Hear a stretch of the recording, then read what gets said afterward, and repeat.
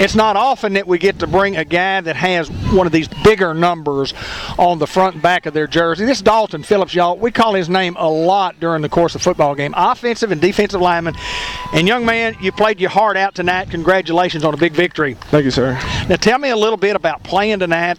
First of all, I want to go back. I want to talk a little bit about preparation this week. We're 1-0 in the conference. We knew we had a tough battle. Tell us about preparation all week. Well, we knew we had a bad game last year, and we started practicing at the start of, this week when we started practicing, we kind of had a bad day Tuesday. We were, kind of flat, and people dropping balls. We're not getting our blocks, driving people downfield, and just we didn't look like us. And so coach kind of got into us, made us, run gassers and stuff. There you go. Like, yeah, hey, y'all better wake up, because he didn't want what happened last year to happen this year. He said he had a bad taste in his mouth, and we all did.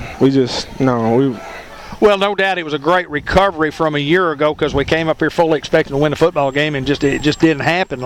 We get down, we're up 14-13 at half, and then we get down 25-14. What was it like down there on the sidelines and in the huddle on both sides of the ball when we were making this comeback here? What was it like out there? There's a lot of communication. We're just trying to figure it out, trying to, Cash talking to Coach Bradley and his receivers, and us linemen trying to figure out what we're doing. They just started lining up different, subbing people in, and we just kind of figured it out and figured out what we can do, and just executed. Just started, kept playing. Yeah. Like I told them, it was going to come down to hitting, and that's what it came down to. I made the comment several times during the ball game. Great teams find a way, and I said this trailing by one touchdown, and especially by two. Great teams find a way to win. Yes, sir. And we found a way to win tonight. Yes, sir. Talk about the win. Just talk about it in general. I mean, my goodness gracious, what a win for our program. We just kept playing. We just stayed positive, spread the positivity around, like Coach Hoxie said at the beginning of the game before we walked out here. He said, if y'all stay positive, there's no telling what y'all can do. He said, just if there's one thing y'all can do, just be positive, and it'll turn out well, and it did tonight. It did tonight, did it not? Well, Dalton, we appreciate you being the George Kell Motor Company Player of the Game, and I say this in all sincerity, and I've told you this before. I was an offensive lineman, and you go out there and you play hard, and you know you played hard, and you know you played well, and they're not going to say, Dalton Phillips with an 82-yard run for the touchdown, or touchdown, Dalton. Those things don't come. Mm-mm. But you know in there when you've played well and you've played hard, and you have a satisfaction, do you not? Yes, sir. It's pretty good. Yes, sir. Dalton Phillips, I appreciate you. I want to ask you about school. What do you like about school? What's your favorite subject, my friend? I like American history. American history, any kind of history, I just kind of like it. Just good learn. Deal. Good deal. Learn about a lot of stuff. You bet. Well, there's no doubt that it's good history to learn about American history and learn about. I'm a Newport Greyhound history buff, and I could sit down with you and talk a lot of history about Newport Greyhound and their football. But anyway, Dalton Phillips is our player of the game, and a well-deserved honor for one of those guys with the higher numbers who we don't get to talk to a lot up here, because we're usually talking to quarterbacks, running backs, wide receivers, and those guys who get to score all the points. We might not ever score, but I notice you, my friend. Great ball game, Dalton. Thank you. Head football coach and athletic director of the Newport Greyhounds, Mark Hansley. We get to visit each and every Friday night, win, lose, or draw. Not a lot of draws, but and always Subway in the Walmart Supercenter brings you the Coach Hansley program. Coach, the most important thing on the night, we're 2-0. That's right. But in that 2-0, we had a great football game and a football team that just refused to lose. What I've always wanted as a head coach was a gritty football team, and I preach it to them, and you're playing a gritty football team right there in Hoxie. Coach Sears does a great job of keeping them gritty, and for our kids to come in to an environment like this and to play against a gritty team and come out on the top is huge for our guys. You go into the halftime, we're leading 14-13. We come out, they get a couple on it. It was 25-14 going in the fourth quarter, so we have to score a couple of times. Both sides of the ball, defense made plays when we had to make a stop, and the offense put the ball in the end zone when we had to put it in the end zone. Let me give credit to the defense. I've been throwing a lot of different stuff at them these last 2 weeks to make changes. When you go against a big front like we did tonight and like last week, you got to do something different. You just can't play base. You just can't. You got to do something for your strengths to play against their strengths. And so give them credit for making adjustments like they did on the fly. I mean, I'm talking about on the sideline fly, in the locker room fly. But not only that, Julius Clark Julius Clark, I've put so much on him to help me and he is my eyes out there. So, right, sure. For those adjustments defense, and then Julius Pruitt, who is my man. He's my Mike, and he's the guy that helps me everything we do defensively.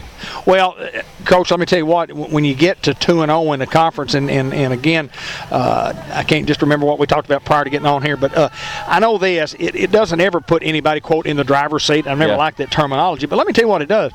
2-0 at this stage is huge for us. Huge for us. What we're talking about is how last year we put ourselves in a bind, in my opinion, because we come out here week 4, we give up, and it put us really in a bind because Hoxie's going to be one of those upper level teams every year that's going to have get themselves in a good position. So getting a win here was so big tonight, so big. Coach, you talked about and before we got on here about being positive and the positivity. Yeah. Is that the word I'm looking for? It's good enough.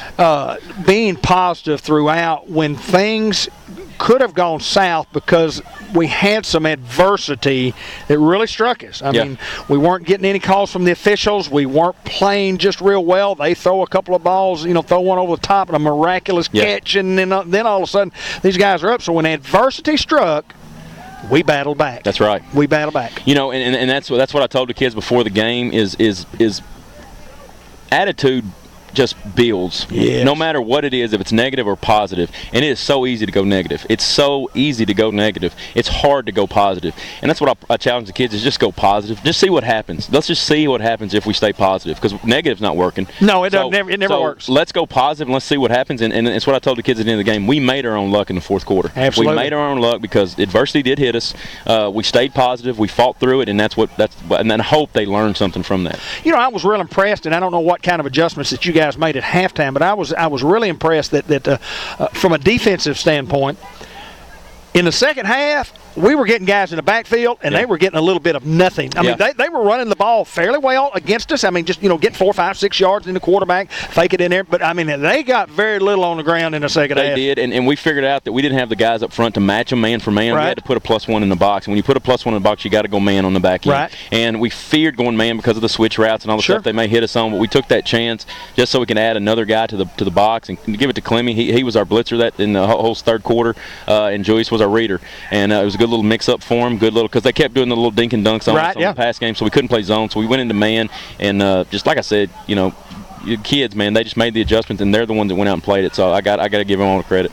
Well, there's no doubt that beating a Walnut Ridge team and then beating a real good Hoxie team here, and it gives us 2-0 in the conference. And we've got homecoming. There's always some distractions during homecoming. You hate to look ahead, but then we've got Harrisburg and Manila at home. The good thing is we're going to be at home for the next couple of weeks. That's a good plus. And that changes a lot of things when you have to get on them Yellowbirds and fly around the state. And so being at home is a plus. And even if it is homecoming, it's just like I talked about the Phone and Ridge did. You need to enjoy it. I think the kids need to. It's part of growing up. It's part of what they they need to experience. But they have to understand at the end of the week, there's a reason why we have homecoming, and they need to focus on the game is business, and we just need to go approach it like that. We're halfway through the regular season. We've played 5. It just crazy. Goes by so quickly. So I mean, we just started the other day. It just seems like we were just at McGee, 2 weeks ago. Yeah. And then all of a sudden we're months later. We've had summer, and we're 5 games in. We're halfway in, and I think this football team has a chance to do great things, Coach. I do. And you know why? Here's why I know they are. Because they have been finishing. They have proven that they can finish. And that right there shows me that this is a good football team. It's a great football team. Well, I said it several times during the broadcast. Great football teams find ways to win. That's right. They find ways to win. And they have the last 2 weeks. No doubt about that. No doubt about it. This is Mark Hinesley. He's the head football coach and the athletic director of the Newport Greyhounds. And the Hounds go to 4-1 on the year. The only setback, as we talked about it, the early one to Pottsville, and that's part of being a football coach of the football team. Sometimes it works and sometimes it doesn't. And the Hounds are kind of on a roll. Anytime you can be 2-0, looking for great things down the stretch, my friend. Yes, sir. Coach Mark Hinesley with the Subway Coaches Report.